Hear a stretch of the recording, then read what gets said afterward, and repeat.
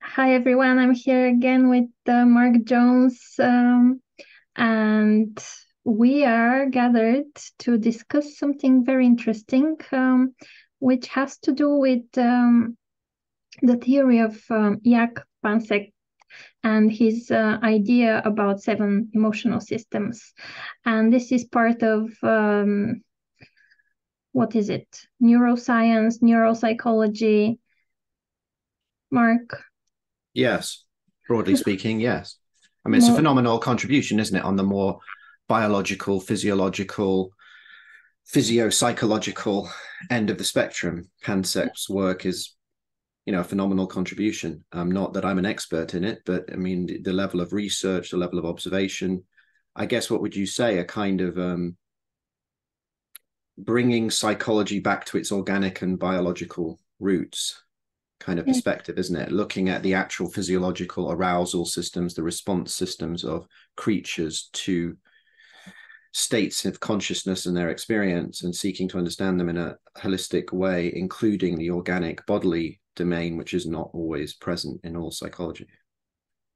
It's amazing, and when I heard about it, because I'm no expert at all on it as well, but when I heard about it, when I started digging into it, and then I thought, oh my God, looking towards it from an astrological perspective is something that blows my mind as well, because maybe this can be another way of at some point in time proving that astrology can be part of the scientific world if we want to do that at all.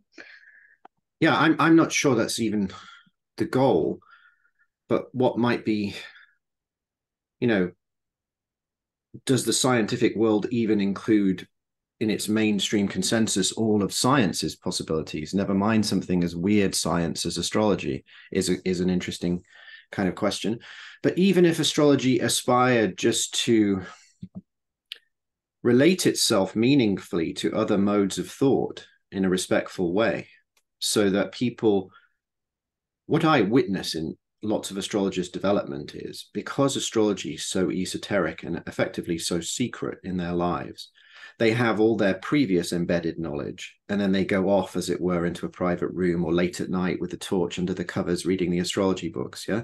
And it separates them from their mainstream enculturation, for want of a better way of putting it. Whereas it'd be nice to link those things, wouldn't it? Just linking psychology and astrology generally more dynamically would be useful. Grounding astrology so it doesn't just remain an abstract symbolism. And perhaps in the long term, occasionally having, statistical analysis, as Rudyard pointed out, is a valuable step for astrology, but it's hardly the answer, because statistics have their own huge problem sets. And I would argue the psychology that's based entirely on statistics, just like Carl Jung rejected it, I have some serious question marks about it as well. And Jung was quite brilliant in a short essay called The Undiscovered Self about, what did he say? A million zeros never make one. That was his comment about individuality and its Yeah. sacred premise. But even if astrology occasionally aspired to just better statistical challenges, or just using bigger data sets, or checking out certain phenomena instead of making, one time huge statements, such and such equals such and such, as if it's like an is statement. Maybe we could just be a little bit more circumspect and humble before the edifice of human knowledge that's already occurred, which has been road tested. Yeah, and plus a big part of the scientific world doesn't still understand concept ideas. So Yes. Well, and they reject wholeheartedly. I mean, several people have critiqued science's tendency towards scientism. And you could certainly say, whatever your stance on the recent few years that the world experienced, you could certainly say there were signs of a controlling consensus at points, weren't there? You will think this way. People who don't, people who raise questions, even if they're experts in the field, even if they're doctors, or not to get into too contentious an issue, but it was clear during the COVID crisis that people had different views of phenomena such as lockdown or the efficacy of certain practices to deal with COVID, or even the idea of treatment protocols, which some doctors tragically, lost their jobs or were heavily criticized trying to help people. So clearly we can see that science itself is prone to its own narrative contortions and, solidifying a consensus in a potentially problematic way for the benefit of public health, for the benefit of a, easily transmittable message. So in a world where you can see that science itself clearly has a lot more debate in it than we would like to think, we can see that the human tendency to want information to be simple, easily packageable. I mean, you could argue, couldn't you, that that's the antithesis of science itself, ultimately, the open-ended exploration. So we're left in this paradoxical world where you will get a lot of people trusting themselves. And of course, it's like, what happens if you're an astrologer? What happens if you're into astrology? You're basically a conspiracy theorist, aren't you? I mean, just from the off, it doesn't matter what else you think about anything else. It doesn't matter if you come on YouTube with your tinfoil hat, the waves are coming, it really doesn't matter. As soon as you're into astrology, you have effectively removed yourself from the consensus intellectual tradition of our time. This is entirely non-provable or verifiable by experiment, isn't it? It's entirely non-repeatable. It fails all the basic strictures of a scientific method. So where does that leave us? It leaves the best of astrology in this place where people's individuation, you could argue, is more dynamically engaged within their life because they've had to question certain things to even be interested in astrology and not just be ridiculed by people. And at the same time, it's prone to, therefore, just when you go past, as it were, the consensus, you don't always go up, do you? Sometimes you just fall off. Yeah. It's like the plane off the cliff or something, And so we've got both going on in astrology, and that's its remarkable fertility and creativity, but it's also some potential concerns. So I think any legitimate attempt to link it to grounded psychological processes like you have in this image you sent me, in this material that you sent me, I think is valuable because it grounds the power of the archetypes and their operational dynamic in our lives with other known and well-researched, approaches to how we experience ourselves. Maybe we should go back to basics, and I can share just for a second this image so people know Yes. what we are on Yes. about. Because I think it's I'm not sure how accurate it is, but we can discuss it now and find out. But basically, these are the 7 basic emotional systems that have been found and that have been found to work in animals and humans. So I decided to attribute to them the 7 visible planets. And some things make great sense, and some things might be something we can discuss further. But yeah, what do you think? Does it fit? Does it fit? I think broadly it does. I mean, I would question perhaps Mercury's attribution. I certainly think Mercury might be more on the panic end than the grief end. The grief end we would more conventionally astrologically attribute perhaps to Saturn. And Moon, maybe the yes. Well, and I think that's what's starting to happen here. Immediately, you're starting to see combinations, and perhaps Mercury and Saturn have already been combined in the emotional system attributed to Mercury. I mean, I would more rightly say that the Mercury system is something like more linked to the panic in the sense of choice, excessive dilemma, who to believe, which data to interpret, what signal, what's noise, how important is it to me. And as things become more crucial, the ability to feel like you're distinguishing between signal and noise is, of course, life-threatening potentially. I mean, because that's the great point here of these emotional systems in this research, isn't it? In that it's going into the survival systems and the limbic system. Really, it's going down to like primal material. And it's verbalization of your panic as well. And that's what Mercury does. It communicates what you're thinking, what you're feeling, and you're like, the the professor gave a great example of that by telling a story about, or just an example for when you leave a little baby, either it's a monkey or a human baby or a little bird. And if the mother leaves the baby starts screaming. And when we are talking about animals, they can scream, they can verbalize up to a point, and then it becomes dangerous for them to be making too much noise because they might be eaten. So this is why they go from panic, the screaming, to grief, in being sad and quiet. That mammalian grief, it reminds me of Patrick Moore, one of the early founders of Greenpeace, talking about stopping the culling of seal pups on the ice sheets, and the way that the mother seals would cry after they'd been chased away and the seal pup had been killed for their fur. The extraordinary way that we distanced ourselves from our fellow creatures in some aspects of the Enlightenment philosophy, Descartes' famous assertion about animals not having souls or something, our attempts to distance ourselves from, the primal relationship we share on a creaturely level with other life forms on the earth. It's to briefly explain what are these 7 emotional systems, and of course they are always connected. They are not working on their own. They are always connected to the other ones. So that's why immediately when we are thinking about planets, we can connect them one to another, because everything is connected, of course. But what they mean is, I found this table, which I'm not quite sure who is the author, but I think it works out. It helps us explain quickly and briefly what are the 7 systems and basic emotional systems. So seeking, I have attributed to Jupiter because it's looking for something, basically motivating yourself to find more in the world. Maybe you're looking for food, maybe you're looking for education, maybe you're looking for something better in life.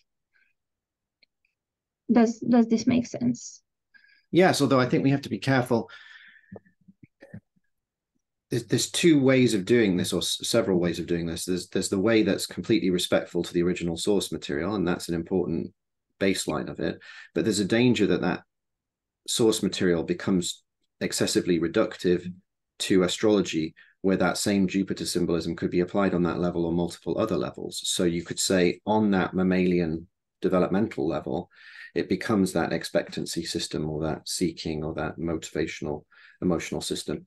You could say at a higher iteration, it's the seeker complex around spirituality or religion, going on, always looking on the path. And of course, the paradox that if you're always a seeker, you don't actually find. So you could look at it astrologically. It would go through various gradations of meaning. But yes, I like the way it's anchored into that emotional, motivational aspect of the the subject that we are discussing really is so broad and so deep, and so yes. We won't have time or the knowledge even to go into every detail. So that's why I have probably oversimplified everything, because it's a new idea, even though it's been quite a while in the scientific world, maybe 10 years or more now. But still, a lot of people don't know about it, and especially going through the prism of astrology, it's totally new.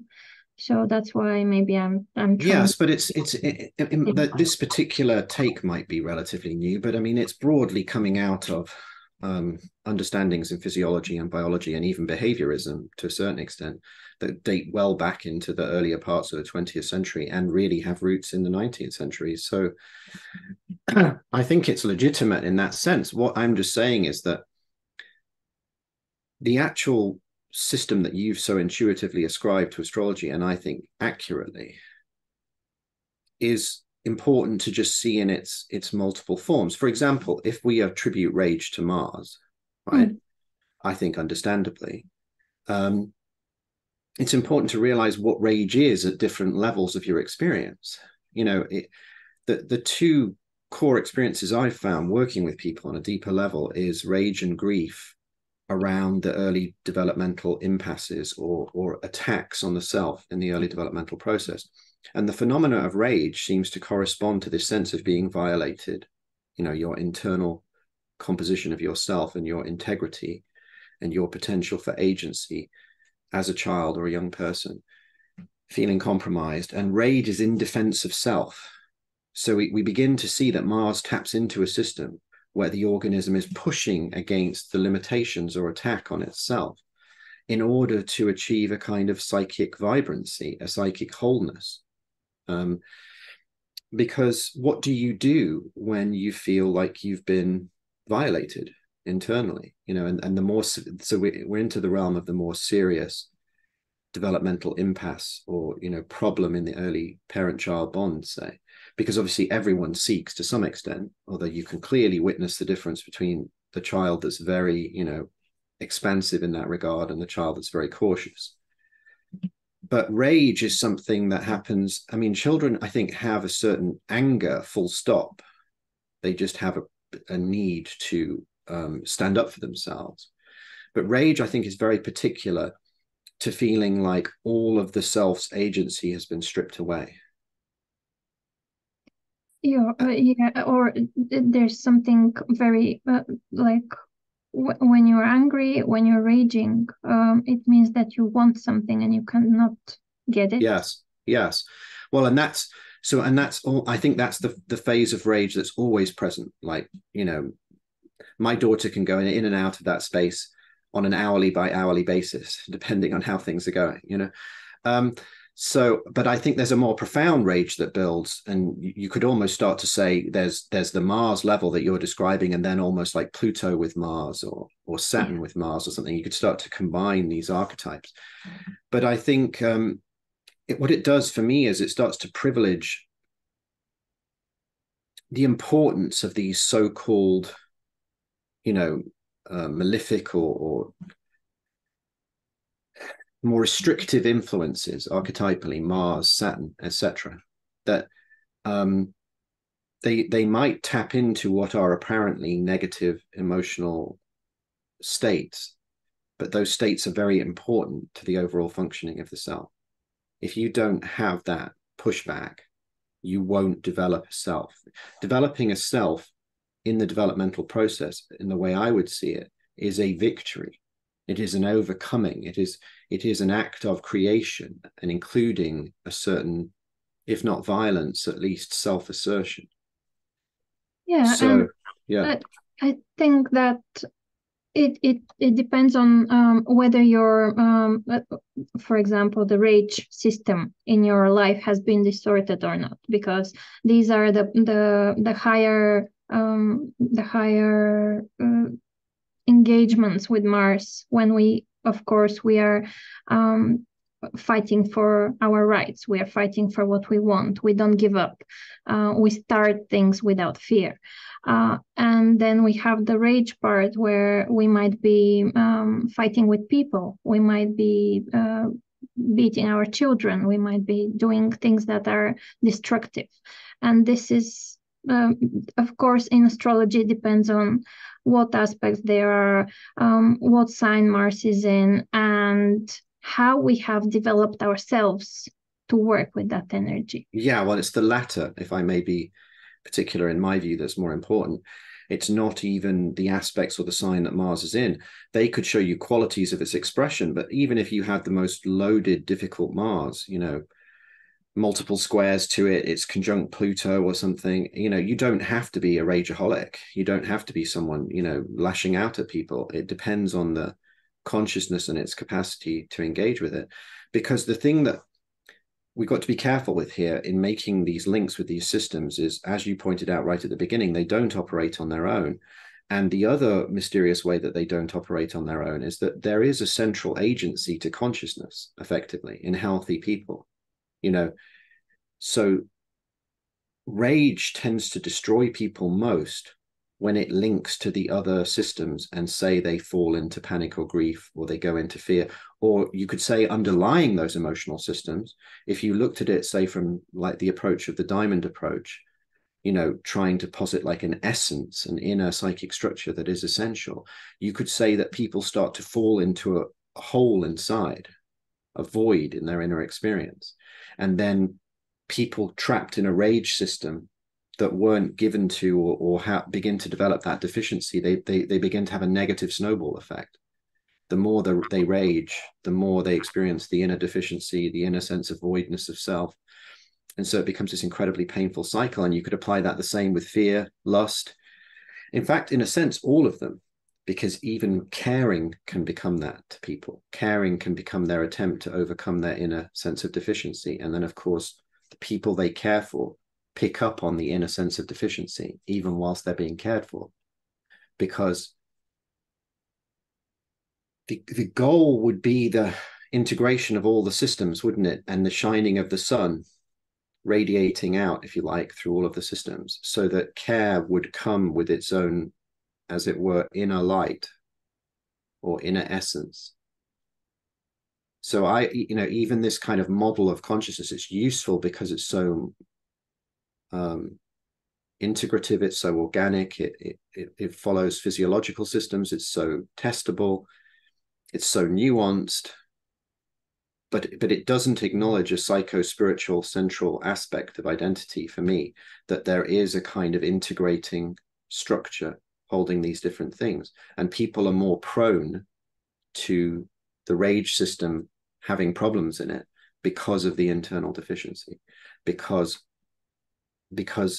they don't have a self that can witness themselves do it, because they go into a hole when they try and look at themselves inside. And this is where I would begin to bring in other forms of like psychology or vantage points myself. Because as astrologers, it seems to me, what we're trying to do is give people a space, therapeutic astrologers, for them to be honest about all of the different planets and their operation and their dance in the chart, i.e., all the different emotional systems and other integrative energies going on. So we're approaching it from the point of view of what these different qualities can offer, including, for example, asserting yourself, pushing back on what you want can be a very good quality. But on a deeper level, I would just make the point that it's very hard to integrate these systems without coming to a point of deeper self-agency, which these systems don't really comment on. It's linked to the play of the sun. It's linked to the integration of all of these things, but it's more than that on another level. I would point to an actual spiritual essence personally, that there is actually a real personal self that arises, as it were, energetically from the gift of consciousness itself. Yeah, I was wondering if they soon will find out what you're talking about here, and measure it in some way, because I think a lot of the scientists are trying to find if there's consciousness, or are we just some sort of machines, maybe. Even with finding systems to explain emotions, and having it like in neuroscience, you can see it, you can basically touch it, if you will. Shows that we are very materially orientated, and when we have psychology and astrology combined, I think it's a lot more holistic approach and more spiritual approach, and more it's more than just seeing it and touching it. I mean, your points raise so much, don't they, in a way? I mean, this sort of image that the mechanistic aspect of nature kind of thing, the mechanistic aspect of human consciousness is such a problematic image in a way. And it's so self-created, it's created by us responding to the machines that we made uh, effectively in the Industrial Revolution in particular. So it's really a kind of metaphor of consciousness, and from a very reductive standpoint at some point, a very functional, Freud was obsessed by it, obviously, kind of the dynamics of the unconscious were like pistons driving some steam engine or something. Yeah. But it's hugely problematic from another vantage point. I mean, clearly science itself has gone past the mechanistic paradigm in all sorts of ways. I mean, most obviously in the physics and, the physics of huge scale and micro scale phenomena clearly are problematic from that vantage point. It's not as simple as that. But I think this movement back to the more complex process of being alive, and the fact that, in a sense, we're not separate, are we? We're not completely separatable. It's not just that there's a world out there and we respond to it. The way we respond to it participates in the creation of the world out there. And this dilemma either points to meaning or has a danger to slip away into nihilism for those who don't attribute that connection with a sort of relational trust or hope. But I think this mechanistic image is hugely problematic, and it's hugely problematic to astrology too, because it all points back to this kind of clockwork universe kind of obsession that was, even kind of implicit or came about from sort of Newton into later centuries, this sort of fantasy that if you could somehow pinpoint everything accurately, every particle in the universe, we will then know the future, we'll know the next step. The clockwork universe will tick on and we'll know where the hand is pointing. And astrology is full of that problematic fantasy from a simplistic, slightly reductionistic, as well as, frankly, full of hubris vision of science that's largely outdated. I mean, on one level. And then, frankly, the whole image of the machine doesn't do justice to the mystery of the creation for me. Not even close. Yeah. Yeah, I was, to be honest, there was some part of me that was disappointed when I was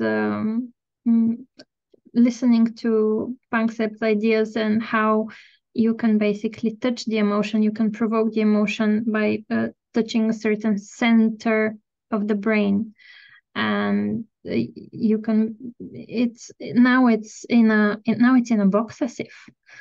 Yes. And it's sorted as if, and I don't think it is. I don't think it's No. that simple. No, clearly this is only valid from a certain perspective or filter on reality. One that if you overextend, you get this idea whereby a computer program can offer you counselling, or you get this idea that AI is going to take over everything in its current form, because it's an attribution of the same kind of computational mechanisms, isn't it? You push this, there's this response, you push that, and then AI will just do all of that 500 million times faster. And therefore it will become this thing that takes over everything. It's obviously going to have a huge impact, but that's not the same as consciousness. That's not the same as the mystery of identity. That's not the same as who you really are. And it's not even, if you think about it, and I'm not the only person to make this point, I think of the wonderful work of Ian McGilchrist, the psychiatrist and neuropsychologist who studied the split hemisphere in the brains and has written enormously integrative philosophical and scientific literature on this. But artificial intelligence is not even really in the full sense intelligence, is it? It's binary model or large language model computational processing power. It's not intelligence in the sense that Krishnamurti wrote about it. It's not intelligence in the sense of like this living, dancing quality that gets evoked in response to the most inspirational forms of reality, my deepest experiences, profound literature I've read, etc., etc. It's not the unique occurrence of my subjective mind meeting the world, the quality in a sense that you can see Steiner referring to in Steiner's earliest work before he goes the full, angels and whatever. he talks about in Philosophy of Freedom this essential trust between the, as it were, your mind and the mind of the world, or the spirit of the world, that it's an honest meeting, that your mind is led out of itself by this act of love, effectively, for the world and its real presence. And that real presence feeds back into you and feeds your radical truth of your subjectivity, if you like. And that speaks of this engagement, doesn't it? This profound engagement, and an engagement with a living form, or an interconnected series of living forms, which of course the mechanistic or even AI model does not. You know,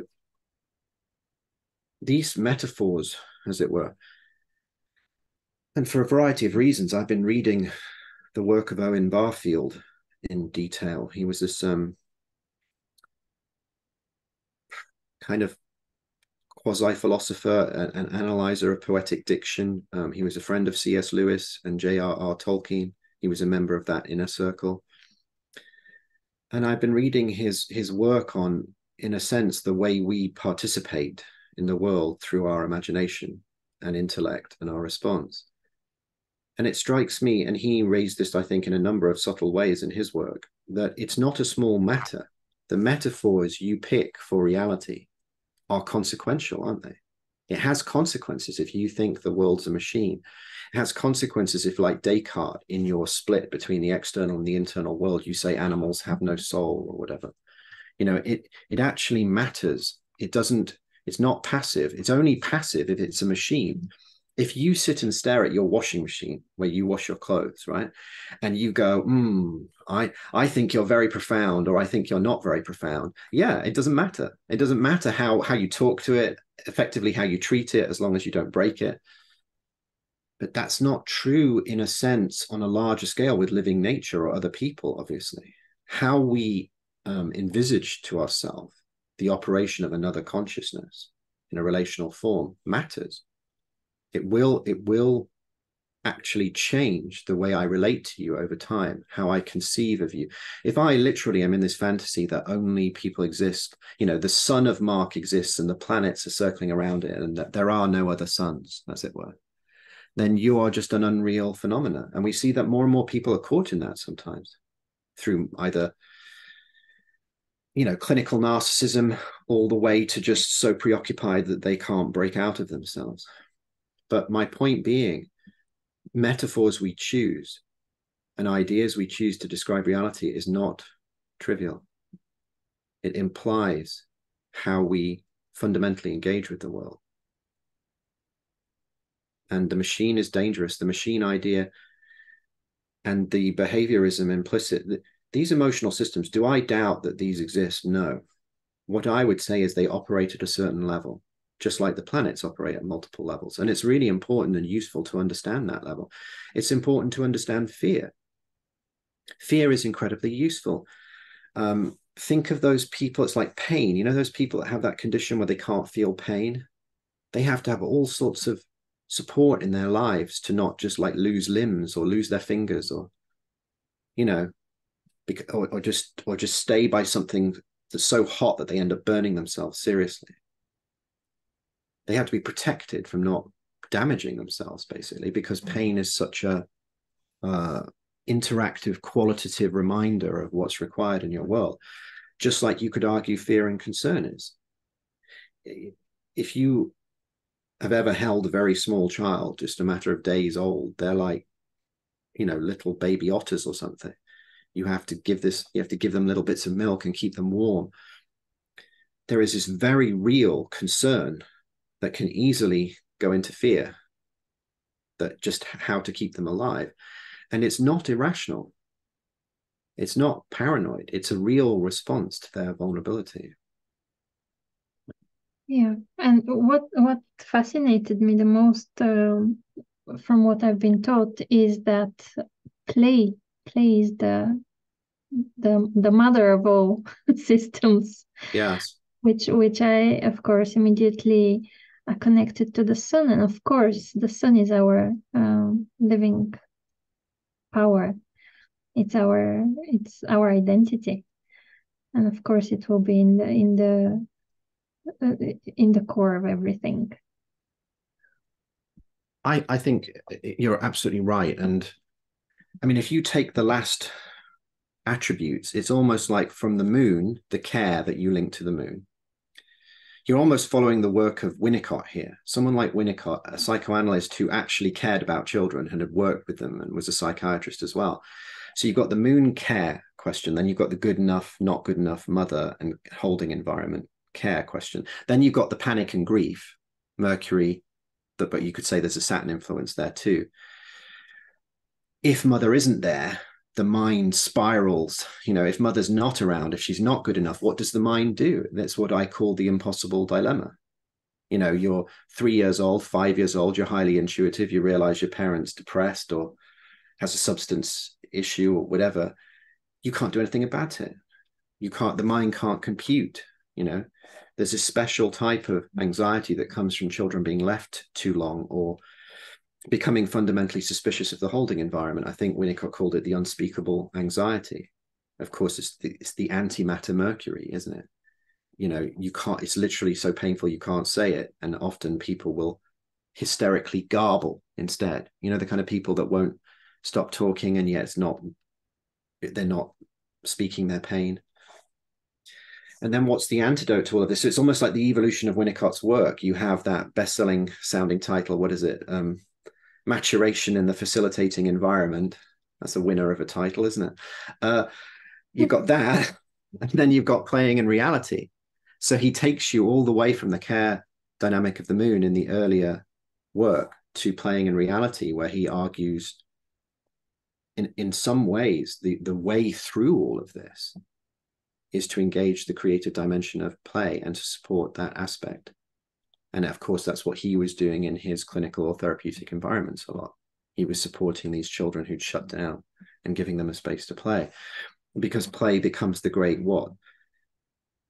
It's more than just the rehearsal thing. It's often positioned in these kinds of schema. You're literally rehearsing, like you see baby cats fight things or grab a cotton wool ball or a yo-yo or something. They're tapping at it like they're rehearsing hunting. But it's more than that, isn't it? It's the re-experience of the whole organism in a relaxed state, having a chance to experience its own agency or autonomy again, to return to its own self-regulation.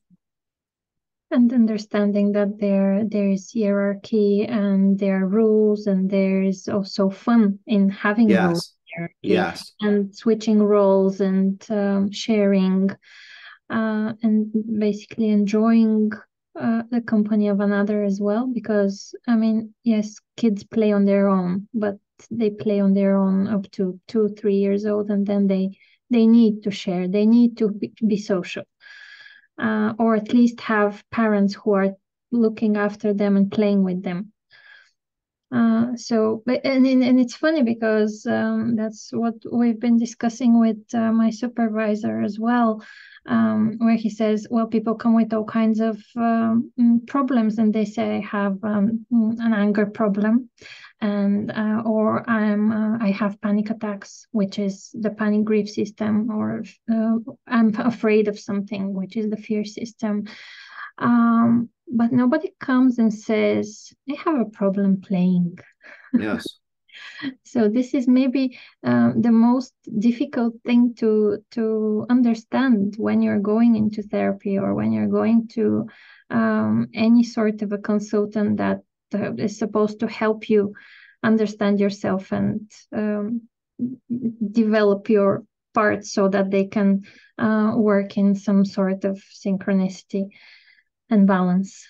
Yeah, such a brilliant point, isn't it? That people don't. I actually have had a couple of people mention the play thing, but they'd actually trained as psychologists themselves, or they've been on like a proper trainings. Without that specialized training, no one's ever said that to me.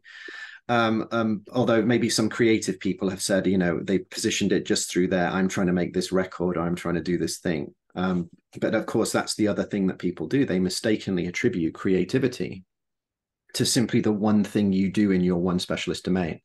I paint watercolors of nice landscapes or whatever, and that you're not creative. You don't do that. I mean, it's so literalizing and problematic. But I think it's a genius point about play. I mean, spending my mornings often over the summer holidays with a 5-year-old, it's just extraordinary, the range of games. We go one morning from my donkey supposed to be training in jumps, and it's like 7 a.m. And I'm like, so I feign an injury, and now donkey has to be healed by the vet, and then I have to hee-haw when the treatment's correct. To the next day, it's like, Daddy, pretend you're my big brother, and I'm your younger sister, but I have this baby, and we're looking after this baby, but she doesn't want me to be the parent. And then she'll check and she'll go, oh, are you Daddy or are you my brother? And I'll go, I'm your brother, because she wants us to be on the level for the game and for her to control its terms in a way sometimes that she's learning that I can come out of parental role and be positioned in different relationships to her. So you're right, it does involve incredibly nuanced learning around meaningful social hierarchies and sense of responsibility, effectively, of the people in your life. But it has this love element too, doesn't it? The play has this sense of being spontaneously fulfilling to a child in a way that almost nothing else is. And it's interesting how much it can challenge you as an adult when we're caught in being high functioning, and you really have to just go and just put that to one side and come in and be donkey and be glad that you're having a painful operation where these clumpy, non-real scissors are like cutting my belly for the surgery. Like, donkey's trying to live with the clumsy veterinary kind of interventions. It's you have to put aside this thing, and actually often that's the dilemma, as a parent working, how you hold that, because of course you realize that implicitly in that free form space, and is that the great problem, is that the great issue we're talking about, even with machines? What do you do with machines? You use them, you start your car, you program the washing machine, whatever. You don't just, the spontaneity in play has an attribute of being in it that seems subtle but is actually very powerful. That there doesn't have to be a really obvious linear point to what you're doing. There is just simply this spontaneous expression of being with someone you care about, and a play is occurring. And one wonders sometimes if that's not closer to an actual, profound quality of life of some kind than the normal kind of, I must get these important things done in my day kind of thinking. Yeah, and it's lucky for people who don't have their play system distorted in some way. But really, I really believe that this is this is the system that builds the person as it is, and everything else is connected, and everything else can suffer because of this system, and it's because it's just the source of life. And as you said, this spontaneous play and love and fun that are the core of our beings, I think, is what constructs us. Well, because without it, we have no, we're not radiating. And that's why you so correctly attributed it to the sun. It's a radiatory quality, isn't it? That quality in being, it radiates forth. You're giving something out. And I think that's the key. Whereas in many of the other emotional systems, panic, fear, rage, you're actually going in, you're compressing into this tight kind of space. I do, the poignancy of play, because it's, I've experienced attacks on that system in my life. It's a complex system, and I think almost everyone has. And because you could argue, going a different way here, what follows the sun, Leo in a chart, but Virgo, Mercury? I mean, people receive feedback, don't they, in certain environments, that their play was too much, that they were too diva-like, or they were taking over. I mean, you know, my little daughter, with her school friend, she can moan about how so-and-so was playing a game and then she switched to the other game and she didn't listen to my idea for the game. I mean, kids are very aware of it, even at 4 or 5. Yeah. They're receiving feedback, which helps them go into the relational sphere, Libra. So you were looking Leo, Virgo, Libra. Leo, the play dynamic, and you're shining. Virgo, the feedback, Mercury, that can feel like criticism and self-analysis, in order to approach relationships more equally. And that's a very profound process that's going on right from an early age, even though it's happening more subliminally. And it obviously reaches a crisis point, you could argue, in the build up to adolescence and puberty. It reaches a kind of really visceral, profound point for many kids. And of course, problems in the early care environment will then become really explicit for many people. I think you've created a very playful and thoughtful list here, you know, and that there's a lot of richness in placing these emotional systems alongside the visible planets. I think it's produced, and they've really got a natural fit. Mercury perhaps requires a bit of exposition to really get to it, but the rest just fit near perfectly, don't they? Yeah, I think so, and that's why I reached out to you, because I knew that you would be excited to talk about it, even though we are barely scratching the Yes. here. Well, because it becomes too almost technical. I mean, it's not an area of expertise of mine. I mean, to be completely honest with you, I was just looking forward to saying hello today, and I didn't even know we were going to do this again. And just before we spoke to each other, I looked back through your emails and when you'd sent me this, and I thought, oh, well, that looks interesting. And here we are. But I think the advantage of astrology, for those especially who are into astrology, is that it creates a system for interlocking these emotional systems, doesn't it? We can all know that the Sun, Mercury, Moon, Venus, Saturn, Mars, Jupiter have interactions in the chart, and it can start to get us to think about what those interactions in the actual emotional systems will be. Because remember, astrology is much more, as you well know, than just these individual planets representing these individual qualities. It is an orchestration of the dance. It is a still point, still picture of a moving dance, isn't it? Your natal chart is literally a kind of photograph, in very inverted commas, it's a photograph of a hypothetical sky when you were born, that carries on moving after you were born. Yeah. And the best analysis of charts includes that quality in the dance, that you've got a still picture of a moving dance. And in that still picture, all these symbolic relationships are implied. So in a way, the chart's going to do more for you. If you find a way, and if we keep working with this, and if you keep working with this over time, and you find that these correspondences continue and deepen, then you've found a way for people who are into astrology of imagining in a very creative way how their 7 emotional systems might interact, because they could use the structural ways that their planets and their chart interact to help them understand how those emotional systems might interact within themselves. Yeah, and I think it's very useful to have them in mind, especially with people who are more goal orientated and more practical, maybe. Yes. Needing, like Virgo-like, maybe. Yes. They need explanation, and they need connections, and they need reason.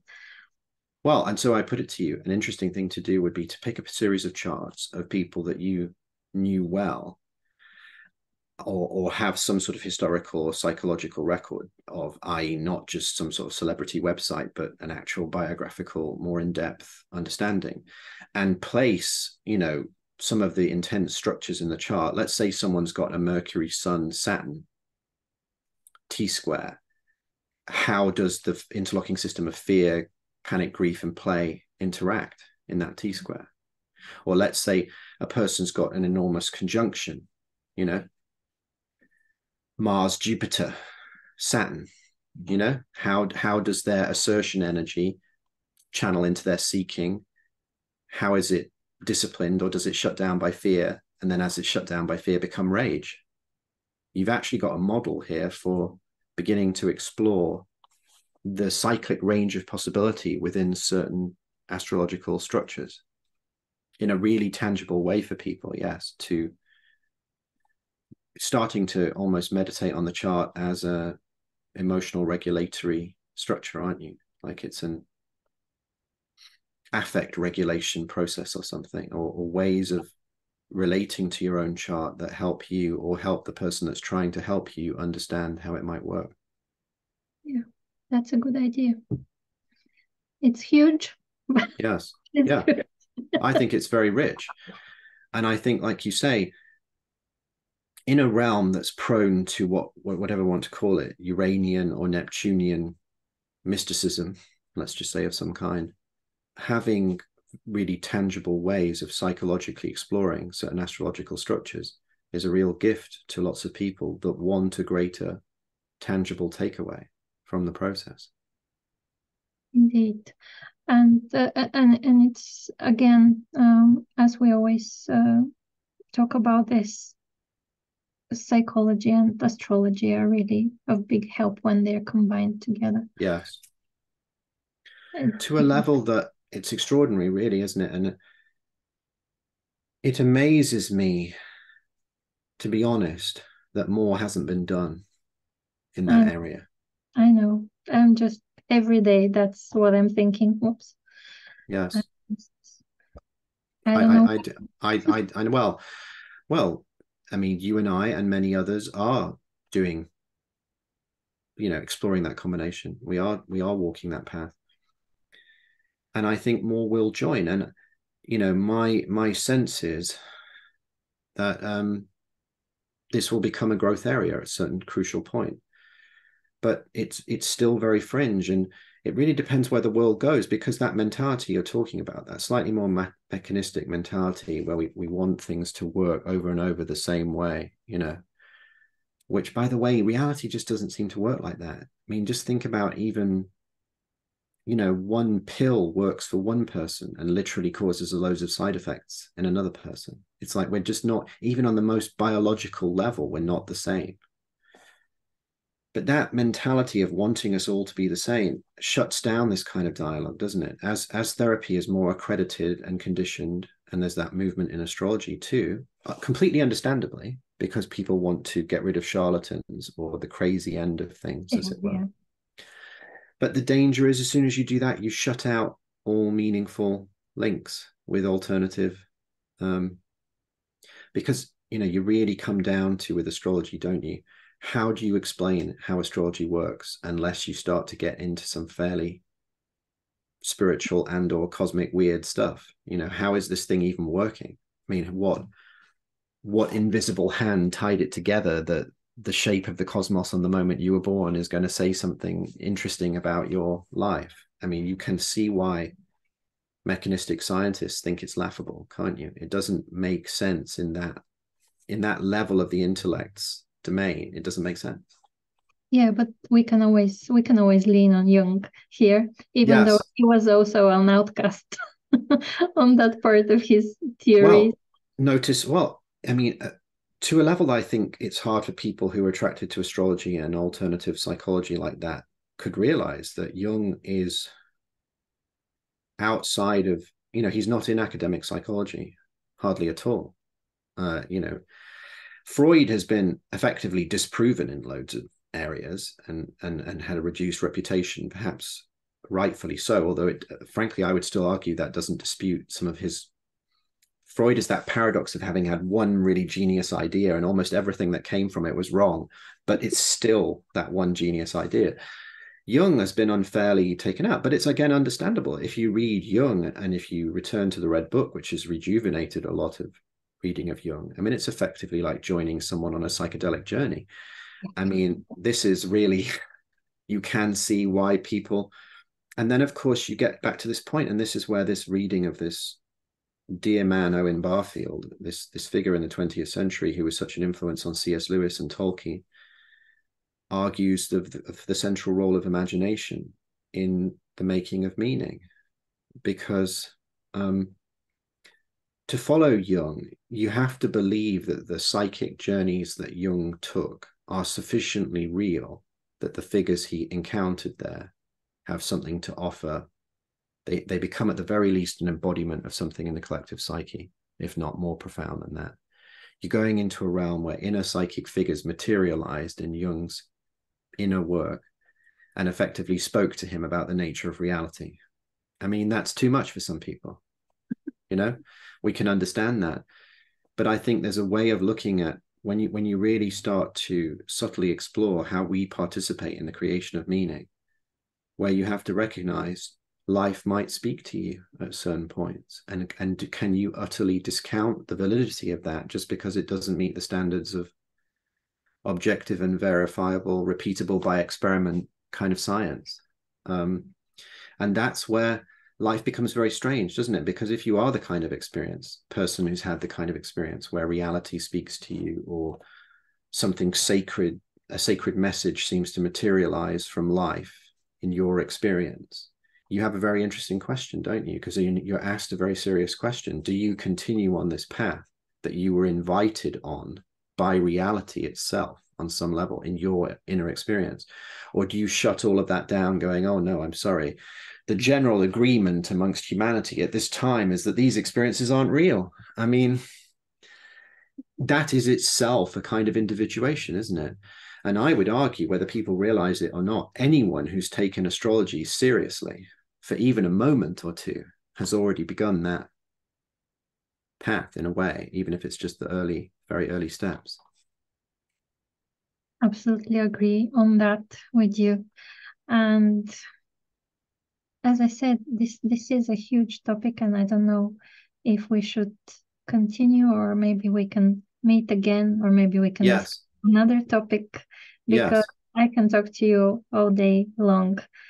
You are such an interesting and educated and open-minded person that I really am honored to have you here and speak to you. Thank you much for your time, and I really hope that we meet again soon to discuss yet another big idea. Yes. I look forward to it. Thank you. Thank you.